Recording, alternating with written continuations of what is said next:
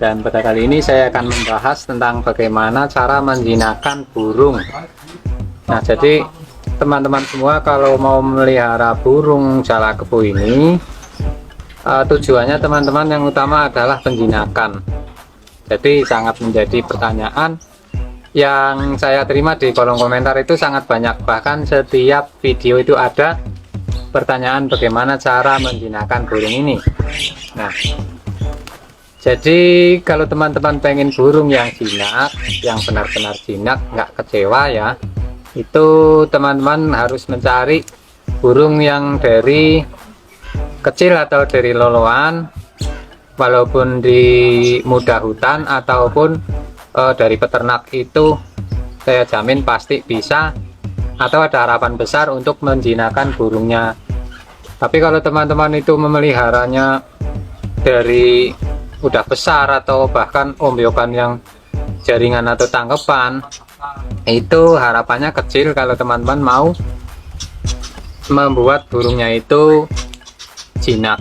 Jadi ya ada harapan, cuman ya sedikit, karena kalau teman-teman beli 5 pasti yang jinak pasti 1-2, itu pun nggak pasti. Jadi kalau teman-teman mau tanya bagaimana cara agar burung jadi jinak, jadi nggak takut sama orang, ya harus dibiasakan, yaitu ya dari kecil gitu ya. Jadi dari kecil itu harus memang sudah diliarkan, tapi ada tahapnya. Kalau emang dari kecil banget terus sampai sampai baru bisa makan, baru bisa terbang, itu jangan lepasin dulu. Nah, nanti kalau sudah lihat umur terbang sampai 2 minggu, udah terbang, udah hafal, nah baru dia dilepaskan. Dia mungkin untuk terbangnya kalau umur sudah 1 bulan lebih, itu daya terbangnya udah bagus, jadi dia udah bisa menghinggapi apa yang dia mau. Maksudnya dia akan, umpamanya dia pengen ke pohon pisang yang lebih jauh, dia akan jatuh ke pohon pisang yang lebih dekat, umpamanya seperti itu. Kalau burungnya itu dilepas liarkan, umurnya itu belum mampu ya, seperti itu. Jadi begitu teman-teman ya. Kalau sebenarnya simpel sekali ya teman-teman. Banyak yang nanya bagaimana cara menjinakkan burung jalak kebo, karena tujuannya memelihara burung jalak kebo ini agar dia jinak. Jadi menurut saya sih simpel sekali ya. Ini punya saya ini udah beberapa nama dari tahap anakan ya. Anakan dari pertama, dari kedua, dari ketiga, bahkan dari keempat, sampai ada yang nggak keurus ya. Jadi dia ada juga ya teman-teman, saya melihara juga ada yang nggak jinak. Karena apa? Karena pas waktu dia mulai besar saya pas sibuk banget, jadi nggak ada yang ngurus. Nah seperti itu, jadi dia kurang.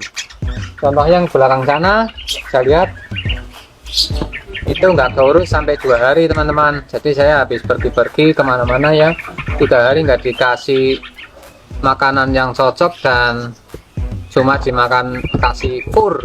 Nah teman-teman tahu kan, kalau cuma kasih makan pur burung anakan ya seperti itu hasilnya. Jadi hasilnya itu sangat-sangat tidak menyenangkan. Tapi insya Allah saya nanti akan obati dia agar dia sembuh lagi, karena 3 hari nggak makan ulat atau serangga, jenis serangga. Nah seperti itu. Kalau dia sehat kan harusnya seperti ini, karena dia itu yang paling pertama, paling terakhir, dia itu paling terakhir anakan 2, jadi dia malah kalah, itu nggak sehat karena saya campur 1 kandang. Nah jadi kalau udah seperti itu dia nggak peduli lagi sama orang, tapi dia nggak sehat. Kalau seperti itu pasti jinak, itu ditangkap juga bisa itu, tapi nggak bakal nggak sehat seperti ini ya. Jadi kalau burung yang sehat, kalau teman-teman mau burung jalak kebo yang sehat, yang bisa jinak ya, contohnya seperti ini. Dari kecil harus dikasih makan jangan dikasih makan fur, jadi agar dia sehat, terus dia nanti jangan sampai kekenyangan. Jadi dia teman-teman bisa pegang makanannya dan dikasih satu-satu, jangan semua. Nah itu akan membuat burung ini mengejar kita, itu rahasianya ya. Jadi kalau teman-teman melihara burung, jalak kebo dari kecil itu jangan terlalu kenyang, tapi jangan dikasih makan pur dulu sampai dia bisa terbang, sampai bahkan dia bisa makan sendiri. Jadi saya sudah berulang kali membahas pertanyaan teman-teman, kalau umpamanya nggak dikasih makan pur sampai dia terbang, katanya takut nggak mau makan pur. Nah, sebenarnya bisa aja, ini sebenarnya ini trik untuk agar dia itu bisa jinak atau bisa mengikuti orang seperti itu ya. Jadi ini videonya cukup pendek saja dan simpel sekali ya, bagaimana cara memelihara burung jalak kebo agar jinak. Ya, caranya dari kecil sampai besar itu dia dilepas liarkan, kecuali dia kalau baru terbang dia harus ditaruh kandang dulu sampai dia hafal terbang, jadi dia bisa mencapai apa yang dia mau terbangnya. Tujuan dia terbang itu bisa tercapai. Kalau baru bisa terbang, dia nggak bakal mencapai apa yang dia tuju dan dia mau hinggap seperti itu. Nah, jadi untuk faktanya, walaupun dia sampai besar sampai tua pun dia akan tetap seperti ini. Dan kalau lebih tua, dia lebih cerdas untuk memilih majikannya. Dia tahu majikannya itu yang mana, bukan hanya dari baju atau topi. Kalau dulu kan katanya kalau topinya hitam harus tetap hitam, tapi ternyata enggak. Dia mungkin udah lihat dari logatnya atau udah terasa ya dari pegangannya, dari apa namanya, segi gerakannya majikan gitu ya. Ini contohnya di sini beberapa orang banyak aja lewat tapi dia nggak mau hinggap. Tapi kalau saya lewat, dia pasti mengikuti dan dia berteriak-teriak seolah-olah saya nggak boleh pergi sama burung-burung ini. Oke teman-teman, jadi begitu caranya agar burung-burung ini bisa jinak.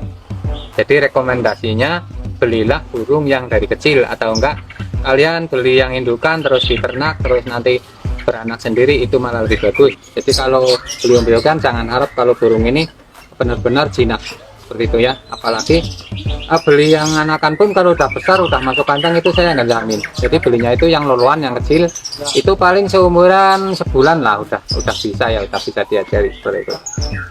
Oke, salam sukses dari burung liar, semoga video ini bermanfaat.